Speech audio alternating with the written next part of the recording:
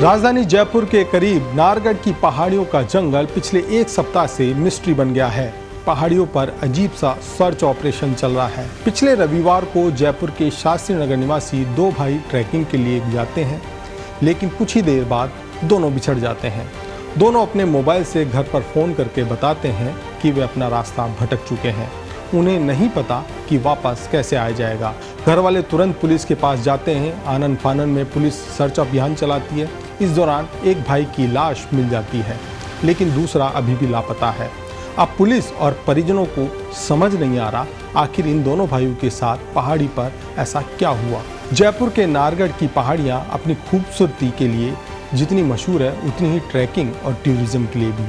लेकिन इन्हीं नारगढ़ की पहाड़ियों में एक भाई की मौत और दूसरे भाई का लापता होना एक ऐसी अबूझ पहेली बन गया है कि जयपुर पुलिस से लेकर सिविल डिफेंस, एसडीआरएफ, एनडीआरएफ और दूसरी तमाम महकमों की टीम पिछले 7 दिन से दिन रात लगातार इसको सर्च अभियान चला रही है और तलाश में जुटी हुई है और गुत्थी सुलझाने की कोशिश कर रही है।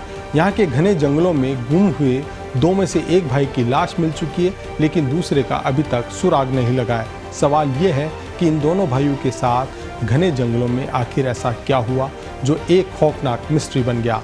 अब सारी कोशिशें जंगल में गुम हो चुके दूसरे भाई को ढूंढने में लगी हुई है और मिस्ट्री सुलझाने के लिए पुलिस ने ड्रोन, हेलीकॉप्टर का सहारा लिया। 200 लोग जंगल की खाक छान रहे हैं, चप्पा चप्पा छान मारा है, लेकिन अभी तक कोई सुराग नहीं लगा है। दोनों भाइयों के जाने और गुम हो जाने का अंदेशा है। इधर आशीष की मौत भी अपने आप में एक मिस्ट्री बन गई है। सवाल यह है कि आखिर जंगल में गुम हुए आशीष के साथ ऐसा क्या हुआ कि 24 घंटे गुजरते गुजरते उसकी लाश मिल गई। क्या उसका पुलिस इस एंगल पे भी जांच करेगी, क्या उसका कत्ल किया गया या फिर ऊंचाई से गिरने से उसकी मौत हुई। पुलिस ने आशीष की जो लाश थी, शव था, उसका पोस्टमार्टम भी करवाया और शुरुआती रिपोर्ट में सामने आया कि गर्दन की हड्डी टूटने की वजह से उसकी मौत हुई। लेकिन ये गर्दन की हड्डी टूटी कैसे, गिरने से या किसी ने तोड़ी, ये भी एक सवाल है। फिलहाल ये अभी तक साफ नहीं हुआ है।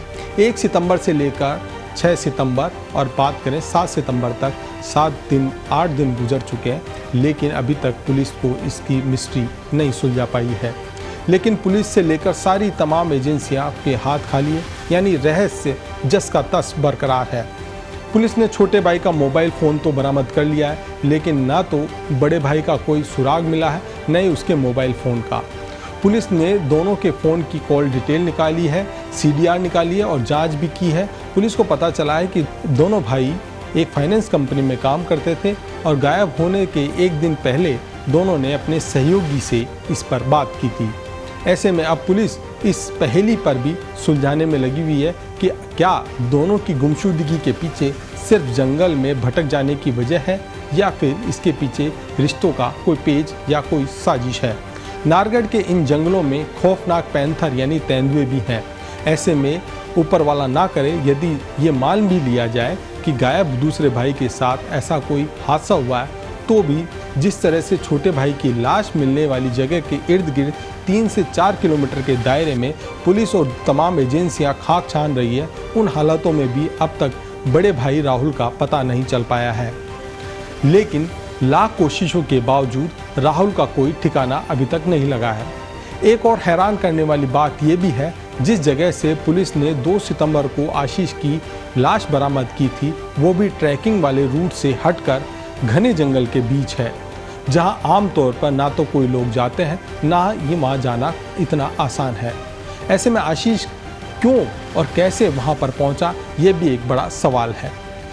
फिलहाल लड़कों के घर वाले यानी पीड़ित के परिवार और शास्त्री नगर के लोग जयपुर पुलिस के रवैये से खासे नाराज हैं। उनका कहना है कि जब 1 सितंबर को पहली बार उन्होंने पुलिस को दोनों भाइयों के गुमशुदा होने की जानकारी दी, यदि पुलिस सीमा विवाद में न उलझकर उसी वक्त तुरंत सर्च अभियान शुरू कर देती, तो शायद आशीष और राहुल दोनों मिल जाते। अब देखना यह है कि ये सर्च अभियान कब तक चलता है। फिलहाल तो जिस तरह से जयपुर पुलिस और एसडीआरएफ, एनडीआरएफ की टीमें लगातार सर्च अभियान चल रहे हैं, तमाम जो राजनीतिक पार्टी के कार्यकर्ता हैं, परिजन हैं और आसपास के एरिया के लोग हैं, वो तमाम जगह तलाश रहे हैं और जहाँ जहाँ ये दोनों भाई जा सकते हैं या फिर लोग वहाँ पहुँचते हैं, वहाँ पर भी तलाश की जा रही है, लेकिन अभी तक सुराग नहीं लगा है। हाँ, हम और आप यही दुआ करते हैं कि जो गुमशुदा दूसरा भाई है राहुल, वो सही सलामत मिल सके। नमस्कार।